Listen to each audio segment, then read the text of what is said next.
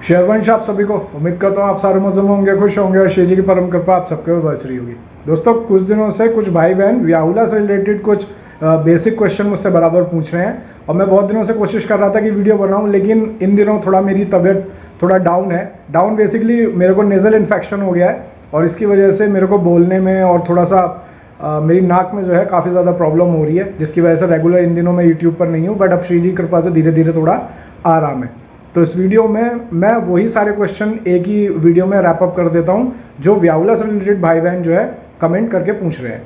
तो उसी के अंदर क्या है कि छोटे छोटे लोगों के डाउट्स होते हैं। जैसे किसी ने पूछा कि हम जो व्याहुला में जो कलश स्थापित करते हैं उसका नारियल का क्या करें। कोई पूछ रहे हैं कि जो कलश हम स्थापित करते हैं नारियल का, उसमें जो जल होता है उस जल का क्या करें। कोई कह रहे हैं कि जो हम गठजोड़ा प्रियालाल का होता है उसके वस्त्रों का क्या करें गठजोड़े में, और उस गठजोड़े के अंदर चावल रखे जाते हैं उस चावल का क्या करें।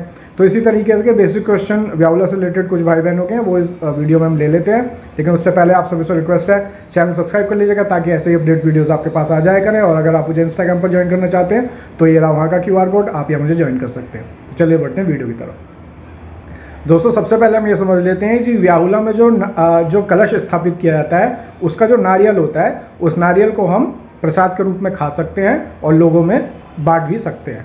तो पहला तो डाउट ये खत्म होता है। अब उसके बाद जिस हम कलश स्थापित करते हैं जिसमें नारियल होता है और नीचे जो जल होता है उस कलश के अंदर, उस जल को आप जो है किसी भी प्लांट में पेड़ पौधे में दे दीजिए।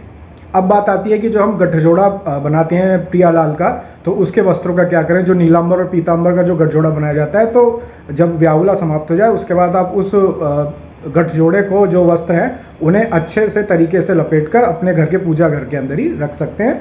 वो हमारे लिए साक्षात प्रियालाल की तरह ही है। उसके बाद जो गठजोड़े में जो चावल बांधे जाते हैं उस चावल को व्याहुला के बाद हम पक्षियों को दे दें, जैसे चिड़िया या कबूतर, इनको आप दे सकते हैं।